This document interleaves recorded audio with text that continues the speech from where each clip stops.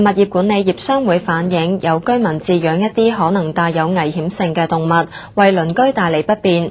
民署表示，現正研究用法律嘅手段，進一步遏止遺棄寵物嘅行為，以及限制飼養例如鬥牛梗、毒蛇等危險性動物。黃彩晶報道。物業管理業商會話，經常有居民反映，有人冇好好看管自己嘅寵物，甚至飼養一啲可能帶有攻擊性嘅動物，大廈住戶之間經常因此而產生摩擦。而管理員喺接到投訴之後，又冇權介入。民署管委會委員伍炳賢話，現時冇相關法律規管飼養邊啲動物屬於唔合法，而且近年主人遺棄寵物嘅情況越嚟越嚴重。民署正係研究以法律手段進一步遏止遺棄寵物嘅行為，以及限制飼養例如鬥牛梗、毒蛇等嘅危險性動物。相信擁有動物法可以對問題作出規範。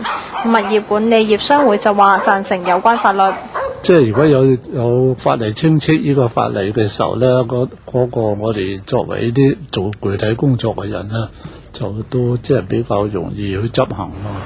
民署亦都會加強巡查流浪貓狗，亦都會以絕育嘅措施控制呢啲動物群族增長。澳門電視台記者黃彩晶報道。